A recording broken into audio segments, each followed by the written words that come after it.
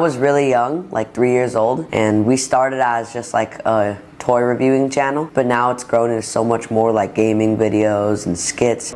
Ryan World, the biggest child YouTuber, broke the record as the highest paid YouTuber in history. But this time, Ryan's parents are getting a lawsuit. And also, after the FTC, is the FBI investigating them? Why? The answer is simple. Everyone is talking about freeing Ryan from the jail of the YouTube content machine. Comments are digging up. Like here you can see one saying, "Notice how Ryan stops smiling in the interview and then probably looks at a camera and continues smiling again." Another commented, "Prime example of why family YouTube channels should be wiped off the platform." What's worse is that even after Ryan can finally stop all the child nonsense, his parents might go for the sisters next. People are also concerned. The fact that I know that people from my old school would have bullied him if he was in my school just kills me. Some even said, "I'm glad to see he's free now. Wishing him the best of luck on becoming an animator and having a normal teenage life." So just imagine the fear from the people. It's maybe the worst situation while a kid is not safe from his father and mother, and the whole world looks safer than from the father and mother of Ryan. This is the video I will describe. What legal consequences can happen to Ryan's parents after the investigation? And what is Ryan's sister's situation, because no one especially is noticing that crime? Let's get started.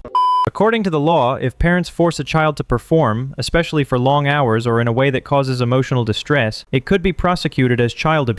The widely publicized conviction of former family vlogger Ruby Frankie on aggravated child abuse charges for mistreating her children is a prominent example. But if you look at Ryan Kaji and his sisters, they are just victimized by this kind of situation. There are lots of shady things behind Ryan World, which is trying to become a multinational company by exploiting kids, a shady business machine.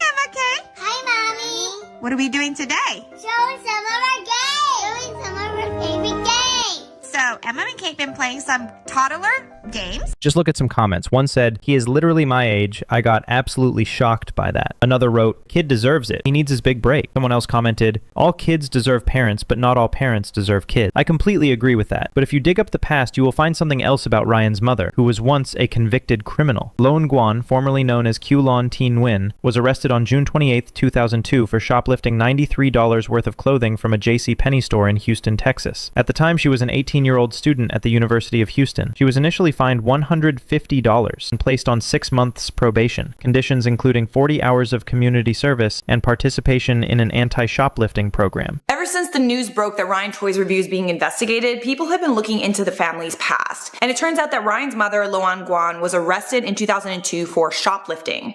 She was trying to steal around $93 worth of clothing from JCPenney at Alameda Mall in Houston, Texas.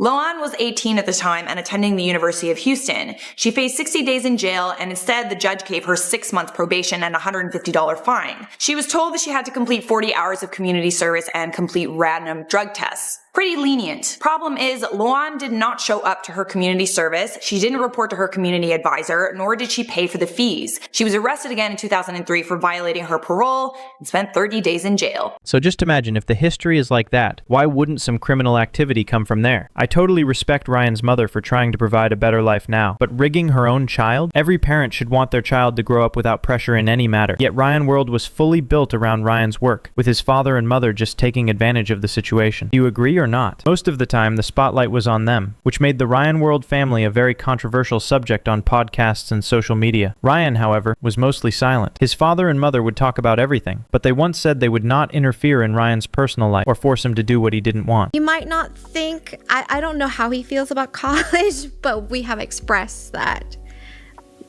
that's the goal that we want for him, is to attend college. Yeah, ultimately he decides, yeah, and we yeah. never really push him to do anything Right, that he doesn't but- want to do. But we think it's a great opportunity for him to go to college and just meet with his peers who have the same interest.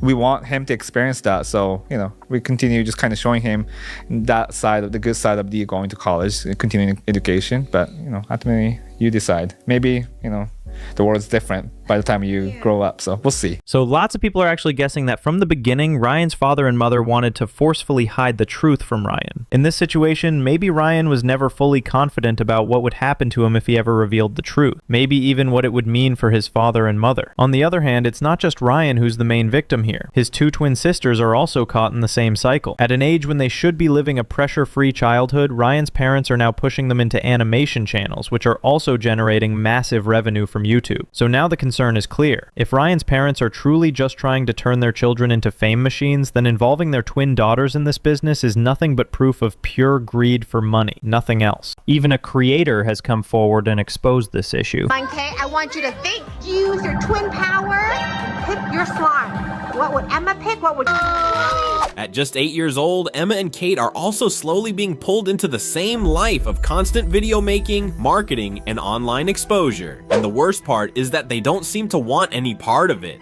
Make no mistake, Ryan's childhood was sold. He became a product, and now his parents are coming for Emma and Kate. The real horror is that these little girls have seen what's happening to Ryan, and through these videos, they don't want that life, but they don't have a choice. I completely agree with that. Everyone knows that if a child grows up learning they are a money machine, just imagine how their life could ever be expressed freely. Their mind becomes robotic, living only to perform, not to feel. As of now, we already know that the FTC has investigated the situation regarding how Ryan's father and mother have been creating content purely for revenue. But now, there's a bigger concern, whether Child Protective Services or even the FBI are investigating the case further. If they are, then Ryan's father and mother could be facing serious legal consequences. In the United States, forcing a child to create YouTube content is not just unethical, it can be illegal. Parents can face fines of up to $1,000 per violation for breaching child labor laws, and are legally required to place 15% of their child's earnings into a Coogan Trust account. If a child is exploited or put in unsafe conditions, criminal charges could lead to up to 30 years in prison and $250,000 in fines. Emotional abuse or neglect can result in supervised parenting or up to 6 months of imprisonment, while violating COPPA, the Children's Online Privacy Protection Act, can lead to federal fines of up to $43,280 per violation. The law is very clear. A child's welfare and safety must always come first, no matter how tempting the lure of online fame may be. Several U.S. states are now passing new child influencer laws forcing parents to legally save part of their kids' earning. That alone tells you what people really think about the Kajis. A lot of creators are now starting to talk about this issue, saying Ryan's parents should stop.